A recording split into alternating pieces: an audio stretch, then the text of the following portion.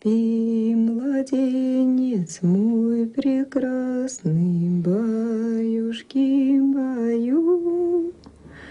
Тихо смотрит месяц ясный в колыбель твою. Стану сказывать я сказки, песенку спою.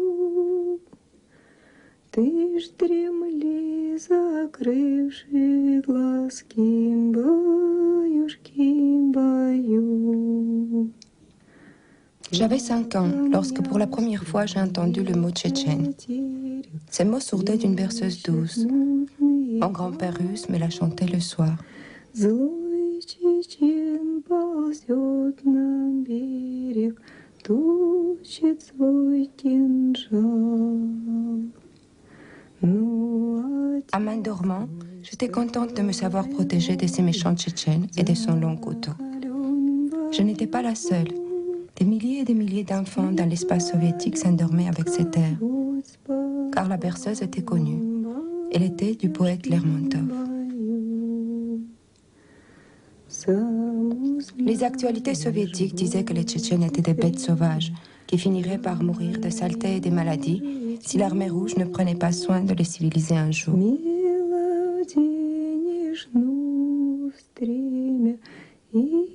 Возьмешь ружье,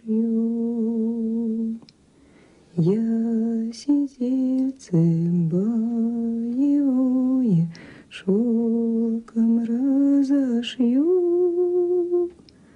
Спи, дитя мое родное. Pour les amener à la culture soviétique, il fallait bien sûr les détacher de l'islam et de leurs traditions sauvages.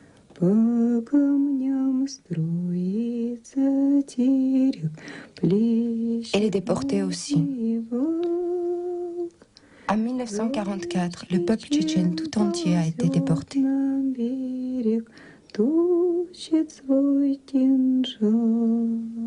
Les actualités disaient que Staline les avait tous envoyés vivre au Kazakhstan, où ils étaient heureux enfin. Et on voyait les Tchétchènes ravis.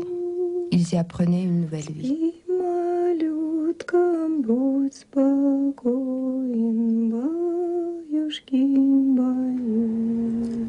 J'ai découvert pour la première fois la Tchétchénie après la désintégration de l'URSS, envoyée comme journaliste dans ce minuscule pays du Caucase du Nord qui s'était autoproclamée indépendante et voulait se détacher de la Russie. Je suis arrivée à Grozny en 1994, 4 mois avant la guerre, au moment de la fête de l'indépendance.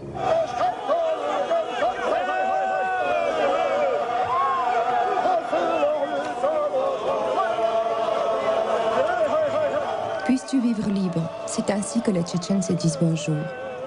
Ils se croyaient si près d'une liberté à laquelle ils aspiraient depuis des siècles, et si loin de la souffrance vécue entre le marteau et la faucille. Et je ne savais pas encore que je filmais là la toute dernière image d'une Tchétchénie sans guerre.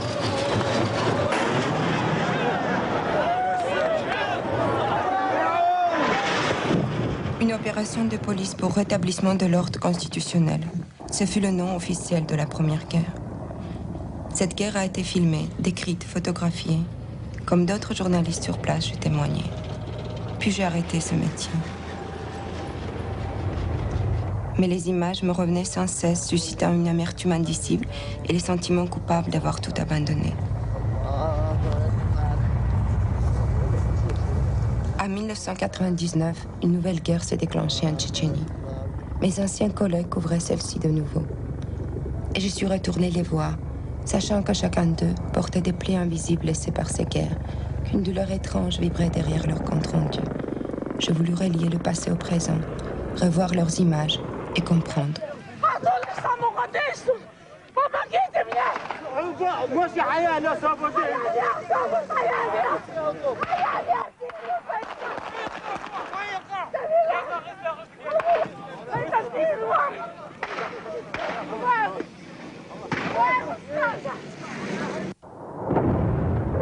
Moscow stepped up the attack. The Russian government said it was hitting strategic targets, but the evidence on the ground told a very different story.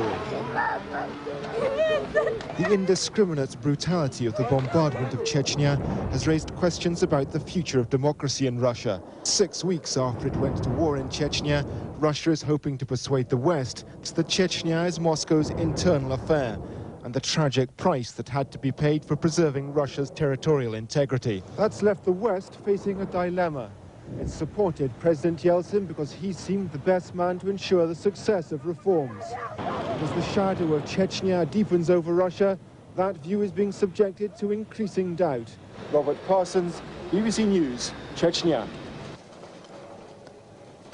Correspondant de la BBC, Robert Parsons est docteur en sciences politiques. Spécialisé dans l'histoire contemporaine de la Russie, il analyse cette guerre depuis le début, pour la télévision britannique, dans la presse, à la radio. Dans le bureau de la BBC à Moscou, enfermé au milieu de ses cassettes, j'ai rencontré un homme dont le doute était aussi fort que les certitudes, comme si le fait d'approcher cette guerre le plongeait chaque jour davantage dans ces ténèbres insondables. En fait, les choses ne sont jamais simples. C'est facile de dire que les Russes sont entièrement fautifs, et ils ont une grande part de responsabilité dans ce qui se passe en Tchétchénie. Le gouvernement russe a agi de manière irresponsable en entrant en guerre. Il y avait d'autres solutions qui auraient pu éviter le bain de sang. Je pense qu'au début de la guerre, ce qui a guidé les Russes, c'est la fierté et l'arrogance. Mais la guerre est arrivée au mauvais moment pour la Russie. La chute de l'Empire, l'humiliation, la fierté russe bafouée. Ils ne pouvaient pas supporter une autre humiliation en Tchétchénie. Ils ont donc décidé de frapper fort pour montrer que l'État était toujours puissant.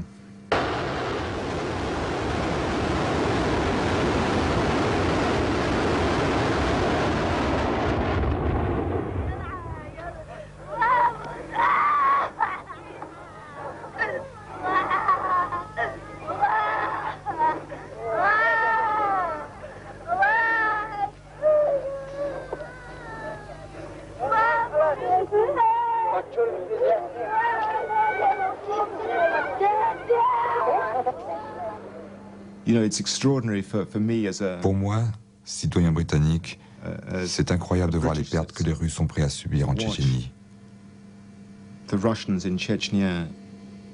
Ce qu'ils sont prêts à faire subir à leurs soldats. Ce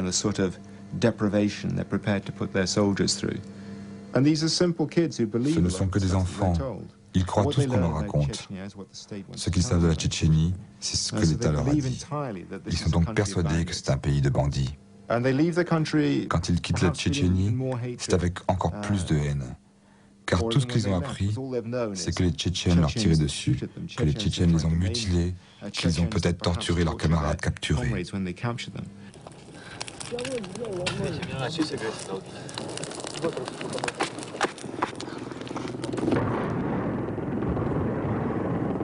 I'm standing in the center of Grozny in the aftermath of the heaviest air raid on this city since the conflict began. At least 5 times, Russian warplanes swooped down on the city and dropped bombs. Where I'm standing, at least 2 people have been killed, innocent bystanders, and many more people have been wounded. J'étais beaucoup plus impliqué dans la Première Guerre, émotionnellement, parce que je l'ai vu venir de loin.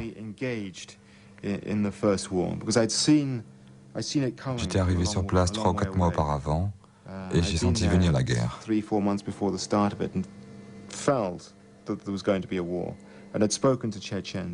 Tchétchènes aussi étaient conscients que le conflit était inévitable. Il y avait là un sens de la tragédie qui m'a touché et pour lequel j'avais de la sympathie. Il y avait quelque chose d'héroïque dans la résistance tchétchène durant la Première Guerre.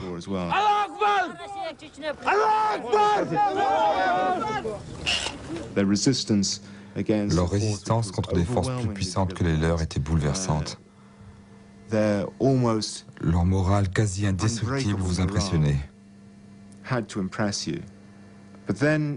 Et puis ils ont gagné la guerre. Ils sont revenus de situations impossibles. Ils ont chassé les Russes de Grozny, ils les ont vaincus, ils les ont chassés du pays. C'était incroyable, extrêmement émouvant.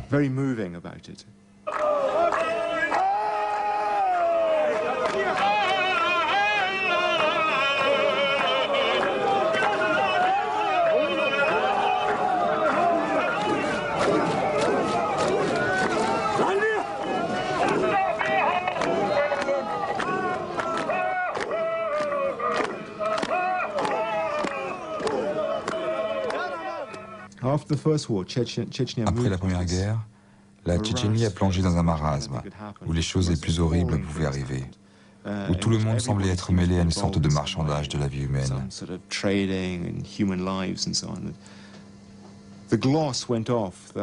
L'image de la Tchétchénie s'était ternie.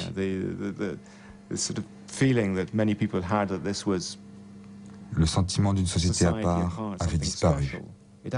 La réalité, en fait, était laide. Since the end of its 2-year war with Russia, Chechnya has become the kidnap capital of the world.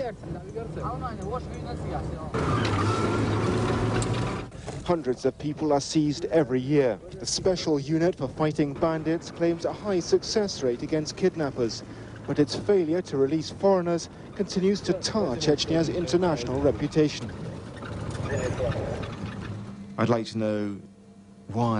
Je voudrais savoir pourquoi. Pourquoi la société tchétchène a échoué entre ces deux guerres? Est-ce tout simplement à cause de ces structures intérieures incapables d'établir un état normal?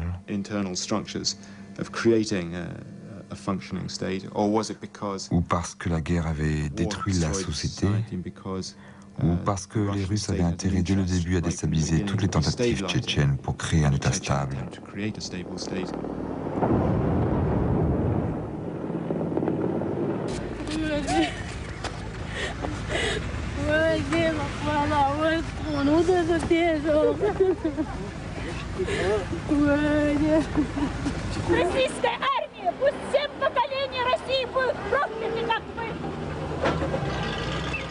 It's estimated that in the Chechen War of 1994 to 96, 80,000 people died. 3 years on, the bombs are falling again. On Chechen bandits, says the Russian government. On innocent Chechen civilians, say eyewitnesses. A wave of bomb blasts spread terror through Russia's cities and killed almost 300 people. The government blamed the Chechens and vowed revenge.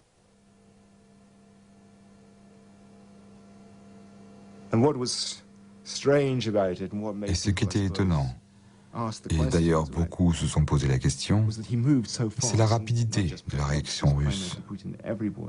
Non seulement le Premier ministre Poutine, mais tout le monde, le maire de Moscou, Yuri Lyoshkov, tous les hauts responsables politiques russes ont sauté sur l'occasion, disant que les Tchétchènes étaient coupables, qu'il fallait réagir, que la Russie ne pouvait permettre de telles choses sur son territoire et qu'il fallait une réponse rapide. Ça sentait la manipulation. Les Tchétchènes, sans la moindre preuve.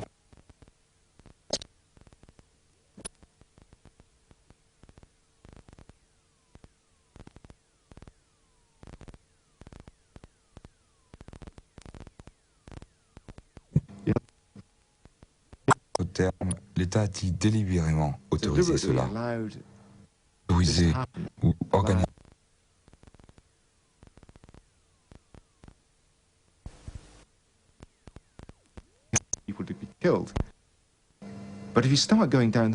Mais quand vous commencez comme ça, vous ne savez pas où vous arrêter.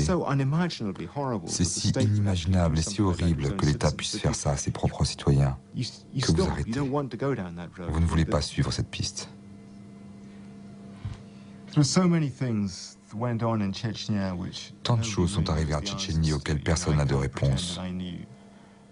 Moi, je ne prétends pas en avoir, car c'était tellement confus, tellement complexe, que très souvent je n'avais pas la moindre idée de ce qui se